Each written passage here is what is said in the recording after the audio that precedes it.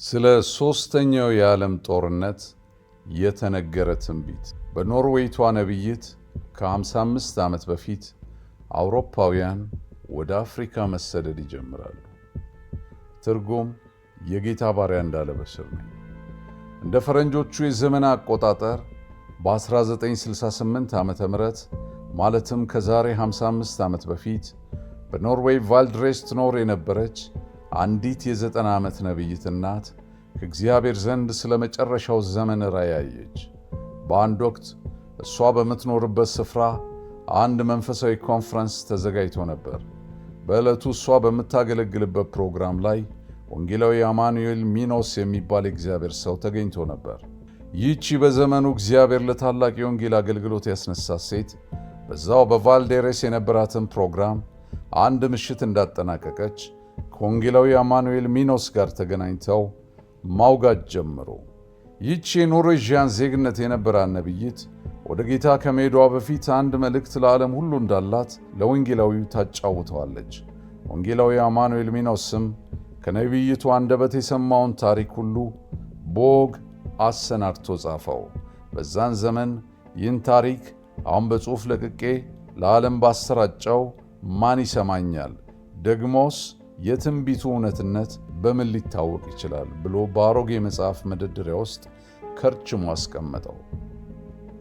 ይሁን እንጂ ነቢይቱ ከሞተች ከ35 ዓመታት በኋላ ያን ጊዜ ከአንደበቷ የሰማውን የመጨረሻውን ዘመን የትንቢቱን ቃል ከደበቀበት ስርቻ ውስጥ አውጥቶ ለኖርዌዥያን ሕዝቦች እንዲበትን የእግዚአብሔር መንፈስ ተናገረው። ወንጌላዊ አማኑኤል ሚኖስ ስለ ነቢይቱ አዛውንት የነበረውን ትውስታ በአንድ ሚዲያ ላይ ቀርበው ሲመሰክር እንዲህ ብሎ ነበር። ያቺ የቫልዴሬሷ ሴት በጣም ንቁ፣ እምነት የሚጣልባት፣ በሚያውቋት ሁሉ ዘንድ መልካም ስም ያላት ክርስቲያን እህት ነበረች። ያየችው ይህ ነው። የኢየሱስ መምጣትና የሦስተኛው የዓለም ጦርነት ከመፈንዳቱ ጥቂት ቀደም ብሎ ያለውን ጊዜ አየው። በተፈጥሮ ዓይኖቼ ክስተቶችን በሚገባ በተመስጦ አየው። ዓለምን ልክ እንደ ሉል ሆና አየዋት። እንዲሁም አውሮፓንና ሌላ አህጉርንም አየው። ስካንዴቪያንንም አየው። ኖርዌይንም አየው። ኢየሱስ ከመመለሱ በፊት የሚፈጸሙትን አንዳንድ ነገሮች አይቻለሁ። እናም የመጨረሻው ጥፋት ከመከሰቱ ጥቂት ቀደም ብሎ እንደዚህ አይነት ጥፋት ከዚህ በፊት ምድርን አጋጥሟት አያውቅም። መጀመሪያ ኢየሱስ ከመምጣቱ በፊትና ሦስተኛ የዓለም ጦርነት ከመጀመሩ በፊት የእኛ ምድር ከዚህ በፊት አይታው ወደማታውቀው አንጻራዊ ሰላምና የሀገሮች ስምምነት ውስጥ ትገባለች። በምስራቅና በምዕራብ አያላን መንግሥታት መካከል ሰላም የሰፈነ ይሆናል። በዚህ የሰላም ጊዜ ውስጥ ብዙ ሀገሮች የጦር ትጥቃቸውን ፈተው ኃይልና አቅማቸውን ሁሉ ለልማት ማዋል ይጀምራሉ።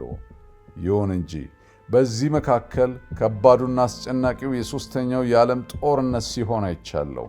የሚገርመው ነገር አስፈሪው ጦርነት እንዴት እንደሚጀምር ማንም አያውቅም። ዓለም ሁሉ ምድር ሰላም ናት ባለበት ሰዓት ድንገት በአንዲት አገር በሚከሰት ግጭት ሦስተኛው የዓለም ጦርነት ይፈነዳል።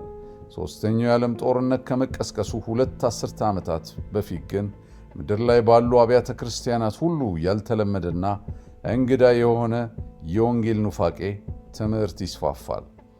ዓለም ላይ ያሉ አብዛኞቹ አብያተ ክርስቲያናት ከእውነተኛው የመጽሐፍ ቅዱስ አስተምሮ ተንሸራተው ብልጽግናና ጊዜያዊ ደስታ ፈጣሪ በሆኑ በስህተት የወንጌል አስተምህሮቶች ይጠመዳሉ። ሕዝቦችም ወደ እነሱ ይጎርፋሉ።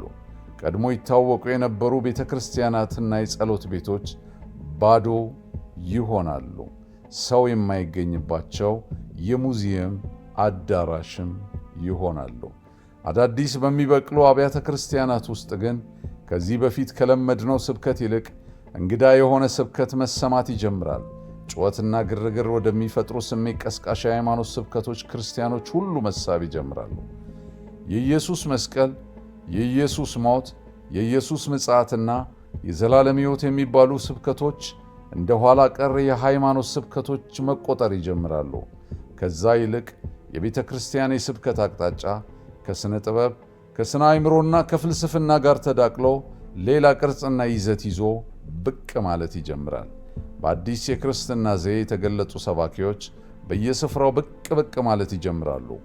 ከዚህ የተነሳ በመላው ዓለም ያሉ አብያተ ክርስቲያናት ከባድ ምጥ ውስጥ ገብተው የንስሐ ሕይወትን በሚከለክል ትምህርትና ኑፋቄ ባህር ውስጥ መስመጥ ይጀምራሉ።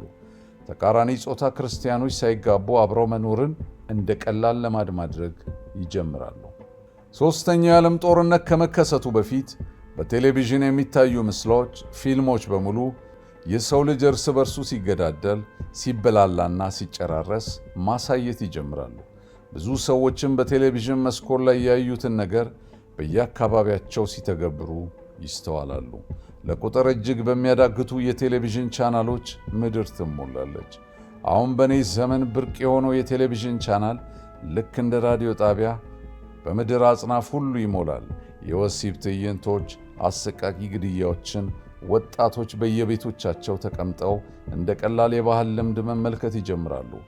አሁን የምነግርህን ሁሉ አንተም በዕድሜ ደርሰህ ስታይ ያን ጊዜ አሁን ያየሁት ራእይ እውነት ስለመሆኑ ትመሰክራለህ። ሦስተኛው የዓለም ጦርነትና የኢየሱስ ክርስቶስ ምጽአት ከመሆኑ በፊት በብዙ ሚሊዮን የሚቆጠሩ ሕዝቦች ወደ አውሮፓ ይጎርፋሉ። አውሮፓውያንም በባዕድ ሰዎች ተወረርን ብለው ልዩ ልዩ ፖሊሲዎችን እያወጡ የድሃ ሀገራት ስደተኞችን ማሰቃየት ይጀምራሉ። እንደውም ልክ በሁለተኛው የዓለም ጦርነት ጊዜ በአውሮፓ ውስጥ ስደትና ንቀት እንደገጠማቸው አይሁዳውያን በተለይ ወደ ኖርዌይና ወደ ስዊድን በመጡ ስደተኞች ላይ እንግልትና ጥላቻና ከባድ መገፋት ይሆናል። በኖርዌይ ቫልድሬስ ከተማ ትንቢቱን ትነግረኝ የነበረችው ነቢይት ድንገት በእንባ መራስ ጀመሩ። እንዲህም አለችኝ፣ እኔ አላየውም፣ አንተ ግን ታየዋለህ። ሦስተኛው የዓለም ጦርነት ይነሳል፣ አጭርም ጦርነት ይሆናል። ኢየሱስ ከዛ በኋላ ይመጣል። ነቢይቱ ከዝምታ በኋላ እንዲህ ብላ ነገረችኝ፣ ሦስተኛው የዓለም ጦርነት ይሆናል። እንደምናስበው ጦርነቱ ስብስብ አይደለም። ልክ እንደ ልጆች ጨዋታ አደራረጉ ቀላል ነው። ቦምቡ ሲፈነዳ ግን የሚሆነው ሁሉ ለነፍስም ለሥጋም ጆሮ እጅግ ሰቅጣጭ ነው። እንደ ቀልድ ምድር በኒውክሌር አረር ትጨለማለች። አየሩ ሁሉ ይረክሳል።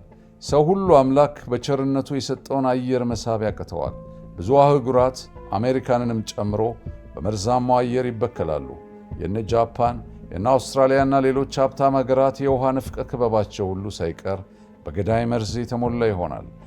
መሬትን አርሶ ዘር ሰርቶና ማጨድ የድሮ ታሪክ ሆኖ ይቀራል።